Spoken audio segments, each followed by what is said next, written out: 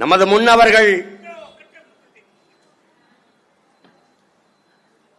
அரசர்களாக மண்ணை ஆண்ட போது அவர்கள் உடலை காட்டிக்கொண்டு முறுக்கும் தசையிடையை காட்டிக்கொண்டு வாளும் வேலும் நிற்கிற படங்களை பார்த்த நீங்கள் இப்படி ஒரு வெள்ளை வேட்டி வெள்ளை சட்டைக்குள்ளே ஒரு மகத்தான மாவீரன் மறைந்திருப்பதை நீங்கள் மறந்துவிடக்கூடாது.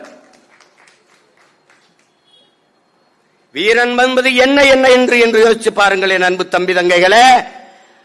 மலர் மாலைக்கு கழுத்தை நீட்டுவதை போல எவன் மரணக்கயிற்றுக்கு அஞ்சாமல் கழுத்தை நீட்டுகிறானோ அவனே உண்மையான வீரன் என்ற முழக்கத்தை இந்த நிலத்தில் வைத்த மகன் நம்முடைய தாத்தன் முத்துராமலிங்க தேவர் என்பதை தமிழ் இளம் தலைமுறையினர் மறக்கக்கூடாது.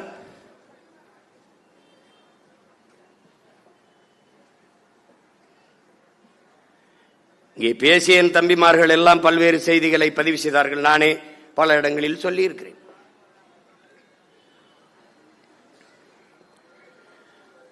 தாத்தா என்ற உடனேயே உங்களுக்கு நினைவு வருவது கைரேகை சட்டை ஒழிப்புதான். வெள்ளைக்காரன் பல்வேறு நிலப்பரப்புகளை வென்று வென்று வருகிறான், ஆக்கிரமித்து அடிமைப்படுத்தி வருகிறான். அவன் ராணுவ வலிமையால் அல்ல, பிரித்தாலும் சூழ்ச்சியால் இந்த நிலத்தவர்களே துரோகிகளாக பயன்படுத்தி வீழ்த்தி வருகிறான்.